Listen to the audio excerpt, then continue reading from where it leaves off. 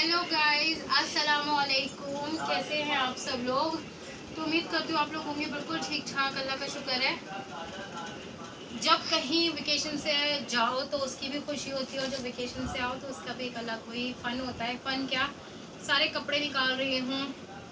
ये यहाँ पे सूटकेस खाली हो रहा है। सूटकेस खाली हो रहा है। जो कपड़े वो करेंगी, बस मैंने थोड़ी देर के लिए रील्स वगैरह के लिए पहने थे, तो वो सब खाली करने हैं। गंदे कपड़े गंदे में डालने हैं, धुले हुए कपड़े धुलों में डालने हैं। तो ये सब चल रहा है हमारा काम धाम अभी।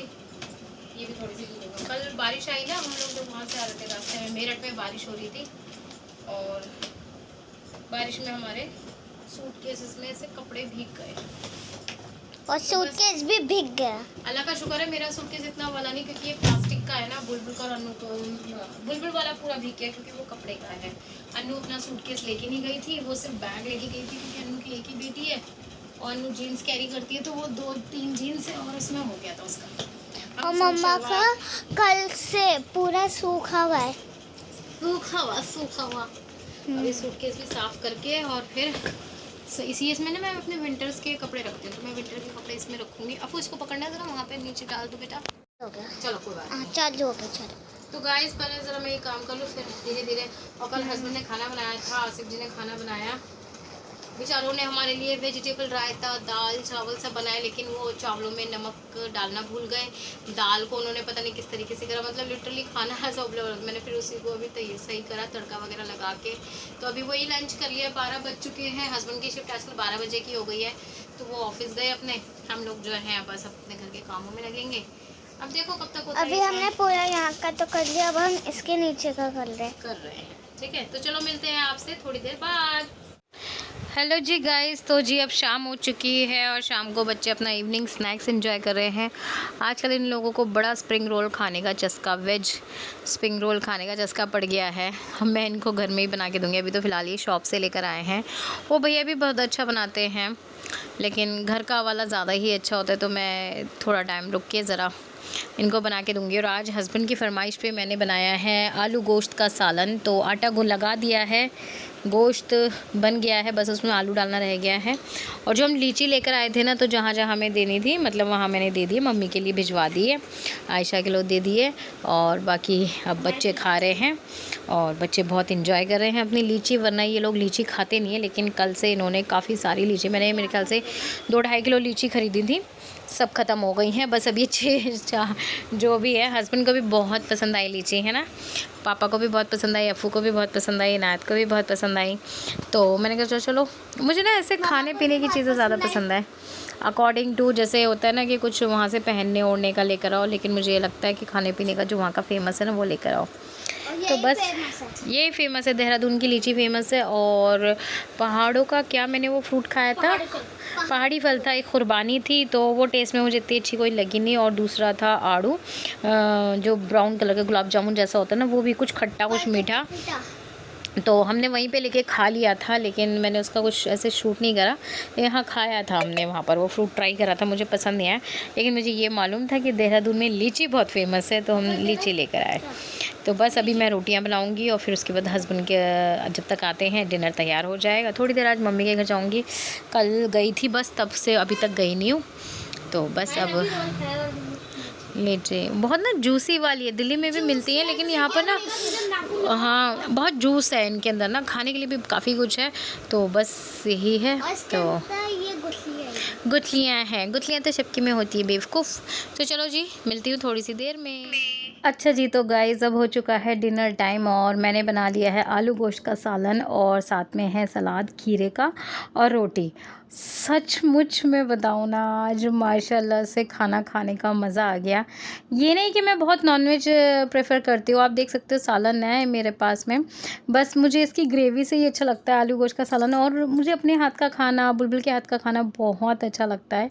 तो मैंने घर पे भी भिजवा दिया था, बुलबुल ने कहा था कि नहीं हम नहीं खाएंगे। तो मुझे पता है कि बिरयानी से किसी का ना पेट फुल नहीं होता, मतलब स्पेशली बुलबुल और मेरे को एक रोटी लगती है, तो फिर मैंने भिजवा दिया था। तो यहाँ से मम्मी के घर से मेरे लिए बुलबुल ने भेजा है टेस्टी टेस्टी ज़र्दा और टेस्टी टेस्टी बिरयानी। इतनी डिलीशियस बिरयानी बनाई थी बुलबुल ने, मैं क्या ही बताऊँ, मतलब मेरे मुंह में अभी भी पानी आ रहा है बिरयानी देख के। तो गाइस अब हो चुका है नेक्स्ट डे और जो भी वेकेशंस के कपड़े थे ना पहले जाने से पहले धुले थे, प्रेस पे गए थे। अब वेकेशन से आने के बाद भी भाई धुल रहे हैं और अब ये भी प्रेस पे जाएंगे, प्रेस करा के अलमारी में मैं टांग दूंगी। और सचमुच में इतने कोई कपड़े थे, फिर 4 दिन जो हस्बैंड घर में थे उनके कपड़े, बेडशीट, तो बस कपड़े धोते धोते मेरी तो हालत ख़राब हो गई। गाइस तो जी हाँ जी फाइनली सारे कपड़े धुल गए। चुन चुन के मैंने एक जोड़ी कपड़ा धो दिया है, सब कुछ धुल गए हैं। हालत ख़राब हो गई है। बस अब ना कपड़े धो धो के ये हाथ बहुत ज़्यादा दुख रहा है। 1 बज गया है और बस अब मैं थोड़ा सा पहले कुछ खा लूँ, फिर उसके बाद नमाज़ पढ़ूँगी, कुरान शरीफ पढ़ूँगी, फिर मैं सो जाऊँगी क्योंकि आज की मेरी अवधि ख़त्म हो चुकी है काम करने की। मेरे साथ ना ऐसा हो रहा है मैं बहुत सारा काम नहीं कर पा रही, तो मैं कुछ टाइमिंग मैंने बना रखी कि इतना टाइम में मुझे काम करना है, 2 घंटे मुझे काम करना है तो 1 घंटा मुझे रेस्ट करना है। वो ऐसे कर के मैं अपने कामों को अंजाम दे रही हूँ। मतलब ट्रिप पे जाने से भी पहले बहुत सारे काम होते हैं और ट्रिप पे आने के बाद भी बहुत सारे काम होते हैं। कपड़ों की धुलाई पे धुलाई करो, सारी चीज़ें करते रहते हैं। तो खैर चलो, अल्लाह का शुक्र है सारे काम से फ़ारिग हो चुकी हूँ। अब मैं जा रही हूँ ज़रा कुछ खाने पीने का इंतज़ाम करने के लिए। नाश्ता मैंने कर लिया था सुबह। मैंने नाश्ते में क्या खाया था, मैंने हाँ बिस्किट और चाय वगैरह लिए थे, फिर 1 अंडा ब्रेड भी ले लिया था, हाफ फ्राई है 2 ब्रेड लगा के। अभी मैं चाय पीऊँगी क्योंकि थोड़ा सा मुझे फिर से कुछ नीड हो रही है। दूध उबला नहीं है, मैंने तो दूध ही पी लेती, तो अभी बस मैं चाय और ब्रेड सेक के खाऊँगी। तो चलो जी, फिर मिलते हैं आपसे थोड़ी सी देर बाद।